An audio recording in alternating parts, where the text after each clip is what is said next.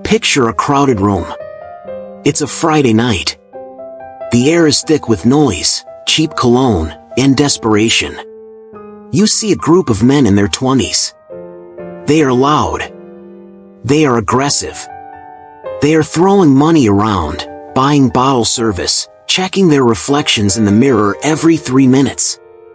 They are doing everything they've been told they need to do to get attention. And it works, for a moment. They get the superficial glance. They get the free drink. But they don't get the respect. And they certainly don't get the desire. Now, shift your gaze. Look to the corner of the room. There is a man sitting there. He is older. Maybe 40, 50, perhaps 60. He isn't shouting. He isn't flashing a Rolex. He isn't trying to dominate the conversation with bad jokes. In fact, he's barely moving. But watch the women in the room. While they tolerate the boys, they are stealing glances at the man. There is a gravitational pull towards him. It's subtle, but it is undeniable. It's biological. It's a signal that cuts through the noise and hits the primal brain of every person in that room. Most men look at that older guy and make a lazy assumption.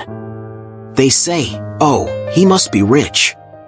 They tell themselves, women only like him because he's a sugar daddy.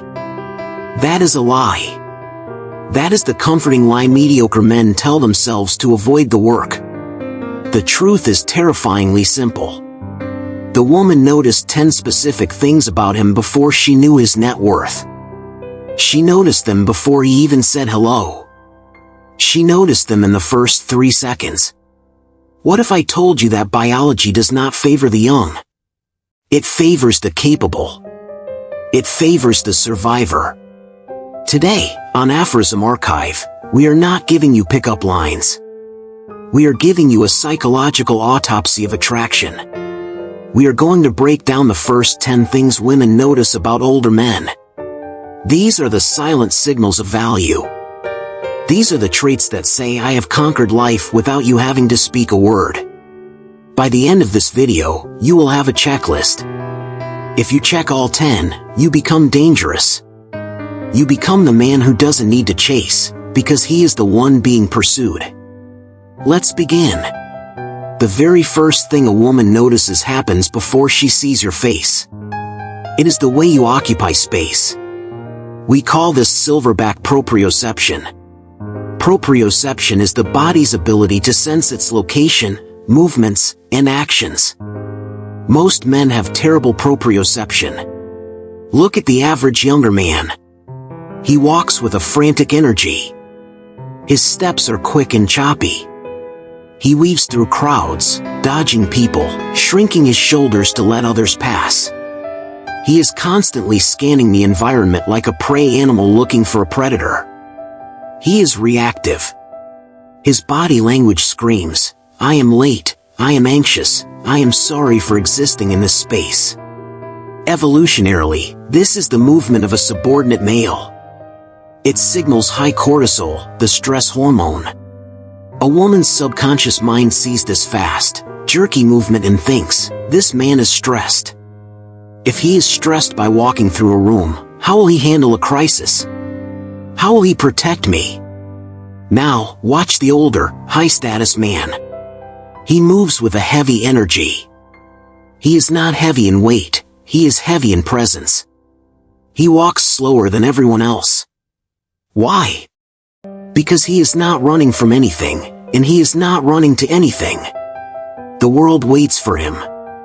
He doesn't shrink when walking down a narrow hallway. He turns his body slightly, but he maintains his line. He holds his ground. This is the silverback behavior. A silverback gorilla doesn't run around the jungle screaming. He sits. He moves deliberately. This signals low cortisol and high serotonin. It signals that you are comfortable in your own skin. Women notice the pivot. When someone calls his name, the frantic man snaps his head around instantly. The older man turns his whole body, slowly. It's a small detail, but it projects immense power. It says, "I acknowledge you, but I am not startled by you." Next time you are in public, play a game. Slow your walking speed down by 20%. Keep your chin parallel to the ground. When you enter a room, stop at the doorway for 2 seconds. Just pause. Frame yourself. Let the room see you before you see the room. This is how you reclaim your space. Once she notices how you move, she looks for where you are looking. Item number 2 is the hunter's gaze. Eye contact is the most potent form of nonverbal communication humans possess. It triggers the release of oxytocin and dopamine, or adrenaline and fear. Most men fail the eye contact threshold. When they lock eyes with an attractive woman, they panic. Their eyes dart away instantly. They look at the floor, they look at their phone, they look at the wall. What did that just communicate? It communicated submission. It said, "Your beauty intimidates me. I am not worthy to look at you." Or, they go to the other extreme. They stare. They don't blink. They look like a predator in the worst way, creepy, aggressive, hungry. The older man has mastered the soft focus hold. When he catches a woman's eye, he doesn't look away immediately. He holds the gaze for exactly 1 second longer than is socially comfortable. But, and this is critical, his face remains relaxed. He isn't scowling. He isn't grinning like a fool. He has a neutral, perhaps slightly amused expression. By holding the gaze, you are inviting her into your reality. You are saying, "I see you. I am assessing you. And I am not afraid." Women are used to men looking at them with hunger. The older man looks at them with curiosity. He is not asking for approval. He is determining if she meets his standards. Think of how a father looks at a child who is misbehaving, or how a CEO looks at a nervous intern. It's not angry. It's steady. It's penetrating. It sees the truth. When an older man looks at a woman with that level of grounded certainty, it creates a polarity. She feels seen. It creates a sudden spike in tension, and tension is the precursor to attraction. Practice the triangle gaze. Look at one eye, then the other, then her mouth, then back to the eyes. Do this slowly. It shows you are taking all of her in, not just objectifying her, but not shying away either. Number 3.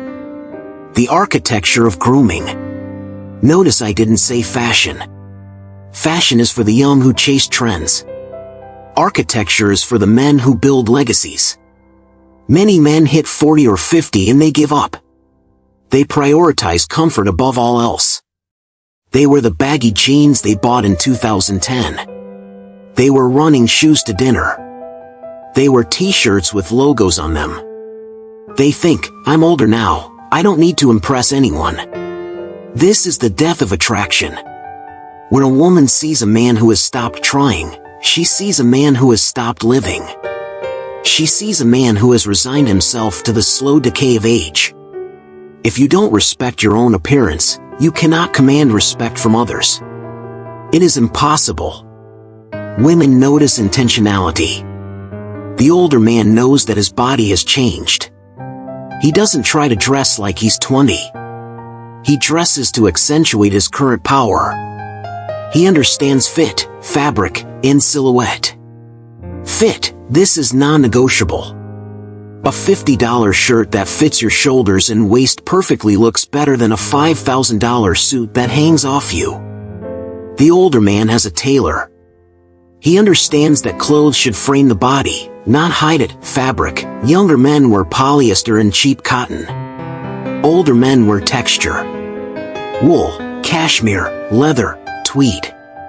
These fabrics have weight. They have depth. They invite touch. A woman subconsciously wants to reach out and feel the material of your jacket. Details. The shoes are polished. The belt matches the shoes. The watch is understated but quality. do not dye your gray hair. I repeat, do not dye your gray hair. Nothing looks more insecure than a 50-year-old man with shoe-polished black hair. Embrace the gray. The salt and pepper look signals survival. It signals experience. It is the silver fox archetype. It tells a woman, I have weathered the storms of life, and I am still standing. It is a badge of honor.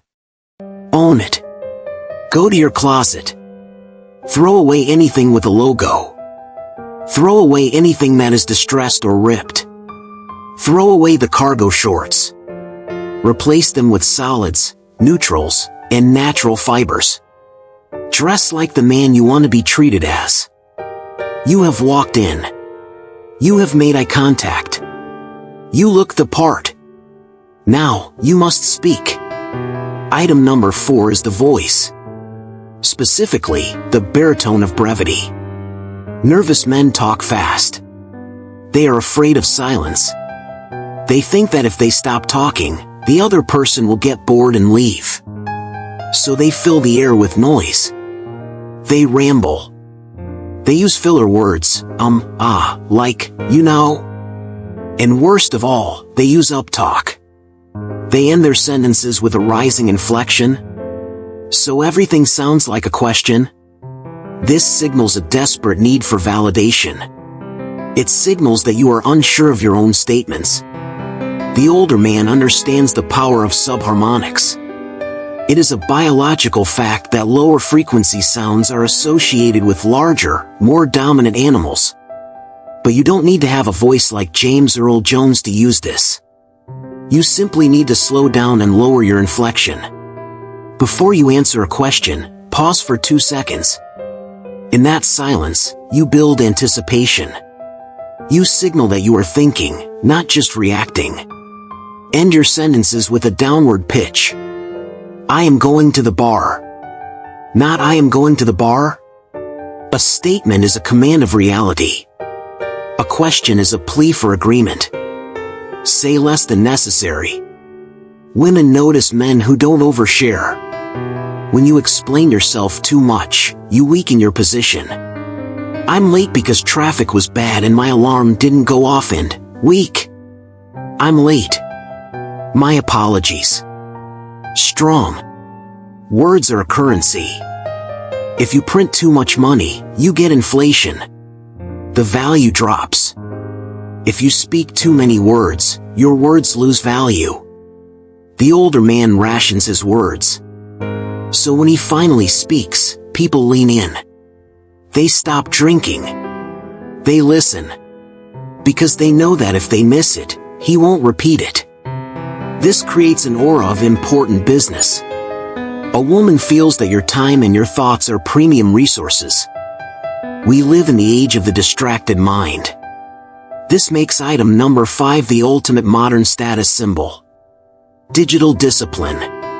Look around any restaurant. Couples are sitting together, scrolling through Instagram, checking emails, responding to Slack messages. They are physically present but mentally absent. When a man constantly checks his phone, he is signaling 2 things. He is a slave to his dopamine addiction. He is on call for someone else.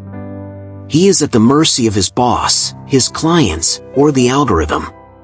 Women hate competing for attention. If she has to compete with a vibrating piece of glass in your pocket, you have already lost. The high-value older man has mastered his technology. When he is with a woman, his phone is invisible. It is on silent. It is in his jacket pocket. It stays there. If it buzzes, he ignores it. This is a massive flex. It communicates, my time right now is yours. I am so important and so in control of my life that the world can wait. The emails can wait. The crisis can wait. I am here. Attention is the scarcest resource in the 21st century. By giving her your undivided, unfragmented attention, you are giving her a luxury gift that most young men cannot afford to give. Young men are addicted to the feed. The older man is addicted to the moment. This creates a deep sense of intimacy. She feels heard. She feels important. And subconsciously, she respects the discipline it takes to disconnect. On your next date, leave the phone in the car. Or turn it off in front of her. Watch her reaction. She will be shocked. And then, she will be intrigued. Women are obsessed with hands. Ask any woman, and she will tell you it is in her top 3. But why? Item number 6, the protector hands. It's not just about size. It's about the story the hands tell. Soft, manicured hands that look like they've never done a day's work signal a lack of utility. Dirty, bitten, unkempt nails signal a lack of hygiene and discipline. She notices hands that look capable. Maybe there is a scar. Maybe there is a callus. Maybe the veins are visible. These are biological markers of testosterone and physical utility. They scream, I can build. I can fix. I can fight if I have to. But it goes deeper than appearance. It is about restraint. How does he use those hands? Does he fidget? Does he pick at the label on his beer bottle? Anxiety. Does he gesticulate wildly, flailing his arms around? Lack of emotional control. The older man uses his hands with precision. When he picks up a glass, he does it deliberately. When he gestures, his movements are smooth and controlled. And crucially, when he initiates touch.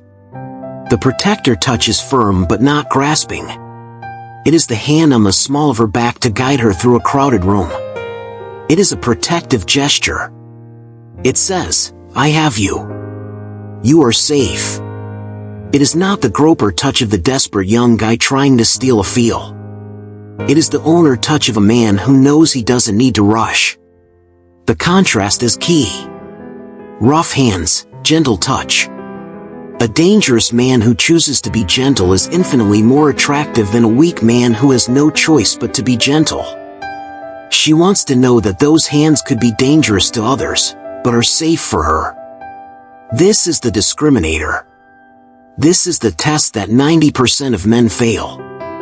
Item number 7, the crisis calm. Life is chaotic. Things go wrong. The flight gets canceled. The reservation is lost. The car breaks down. Women use these moments as stress tests. They are watching you. If you explode, if you start yelling at the customer service agent, if you panic and start sweating, you have failed. You have proven that your emotional state is fragile. You have proven that you are a slave to external circumstances. The older man possesses stoicism. He acts as the emotional anchor. When the storm hits, he does not vibrate. He assesses the situation. He looks for the solution. He regulates his emotions. Women are generally more emotionally expressive. They often look for a partner who can be the rock against which their waves can crash. If she is freaking out, and you freak out with her, you are useless. If she is freaking out, and you remain calm, steady, and solution-oriented, you become her hero. This is called the captain of the ship dynamic.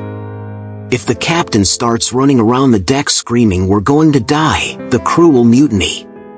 The captain must stare at the storm and say, "Steady as she goes." Next time a waiter messes up your order, watch your reaction. The weak man gets petty. "I ordered this medium rare." He tries to assert power over a service worker because he lacks power in his real life. The high-value man smiles. "No problem. Take your time." He is so secure in his status that a cold steak cannot rattle him. That level of unbothered confidence is magnetic. We are moving into the primal senses. Item number 8 is the scent of experience. Younger men treat fragrance like a weapon of mass destruction. They wear club scents. Sweet, bubblegum, aquatic, synthetic smells designed to cut through the smell of sweat and alcohol in a nightclub. They project 10 feet away. They give you a headache. This smells like immaturity. It smells like please notice me. The older man understands subtlety and complexity. Women notice a scent that they can only smell when they are in your intimate space. This is the key. You want her to have to lean in to smell you. It utilizes the intermittent reward principle. If she smells you from across the room, the mystery is gone. If she gets a whiff only when she hugs you, or whispers to you, it becomes a reward. It triggers a dopamine spike. Ditch the citrus in the sea breeze. Go for the darker notes. Oud, leather, tobacco, vetiver, sandalwood. These are grounding scents. They are masculine. They smell like earth, wood, and history. Scent is directly linked to the limbic system, the part of the brain responsible for memory and emotion. If you wear a unique, sophisticated scent, you physically imprint yourself into her memory. Weeks later, if she smells tobacco and leather, she will think of you. You are haunting her, in the best possible way. Find a signature scent. Do not buy what is on the billboard. Go to a boutique perfumery. Find something that smells like you. And apply it sparingly. One spray on the chest. That's it. Let her come to find it. Most people do not listen. They just wait for their turn to speak. Item number 9 is the listening face. You are on a date. She tells a story about her difficult boss. The average guy interrupts. Oh yeah, my boss is crazy too. Let me tell you about what he did. He thinks he is bonding. He thinks he is relating. He is wrong. He is hijacking the conversation.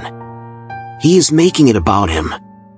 The older man practices active validation. He listens with his whole face. He maintains eye contact. He nods. He makes small sounds of agreement. But most importantly, when she finishes, he does not talk about himself.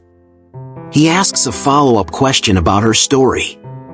So, how did you handle that? How did that make you feel? Oprah Winfrey once said that every person she ever interviewed, from presidents to criminals, wanted to know one thing. Did you hear me? Did what I say matter? By listening deeply, you make a woman feel understood. This is rare. In a world of narcissists, the man who listens is king. Here is the secret. The more you let her talk, the more she will like you. People love talking about themselves. If you let her talk for 80% of the date, she will walk away thinking, he is the most interesting man I've ever met. Why? Because you made her feel interesting. You gave her the stage. This requires confidence. You don't need to prove yourself with stories of your accomplishments. You are comfortable enough to sit back and observe. And finally, the most powerful tool in your arsenal. Item number 10, the closed book. We live in the age of oversharing. Men go on a first date and vomit their entire life story. They talk about their ex-wives. They talk about their medical issues. They talk about their childhood trauma. They talk about their anxieties. They think this is vulnerability. They think this builds closeness. It does not. It kills desire. Desire cannot exist without mystery. If you leave the lights on in a movie theater, the magic is gone. You need the shadows. Women notice that the older, high-value man is hard to read. He is friendly. He is charming. But he is a closed book. He answers questions, but he doesn't elaborate unnecessarily. She asks, "What do you do?" He says, "I solve problems for companies." He doesn't give a 20-minute resume. She asks, "Why did your last relationship end?" He says, "We grew apart." It happens. He doesn't trash his ex. This utilizes the Zeigarnik effect. The human mind remembers uncompleted tasks and unsolved puzzles better than solved ones. If you are a puzzle, she will think about you when you are not there. She will try to figure you out. She will project her fantasies onto the blank spaces you left. Who is he? What is he thinking? What is his story? Be a little unavailable. Don't reply to texts instantly. Have a life that she is not a part of. Retain your autonomy. The man who is an open book is boring. The man who is a mystery is a challenge. And women want a challenge. They want to earn your vulnerability over time. Notice what is not on this list. A six-pack. A Ferrari. $1 million. Those things are nice. But they are commodities. The 10 traits we discussed are character. They are presence. These are the things that money cannot buy. They must be earned. They must be practiced. They must be lived. This is the advantage of age. A 20-year-old cannot fake the calm of a man who has survived 40 years of life. He cannot fake the eyes of a man who has seen the world. You have been sold a lie that you are past your prime. The truth is, you are just entering it. But only if you do the work. If you slouch, if you dress like a teenager, if you glue your face to your phone, you are invisible. But if you adopt these 10 traits, you become magnetic. This is the Aphorism Archive. We are not here for the masses. We are here for the few who want to elevate. If you want to know the exact scripts to use when you finally break that silence. If you want to know how to escalate that tension we just built. Subscribe to the channel. Turn on notifications. We are building a fraternity of the 1%. Go out there. Slow down. Look them in the eye. And let them wonder who you are. I'll see you in the next one.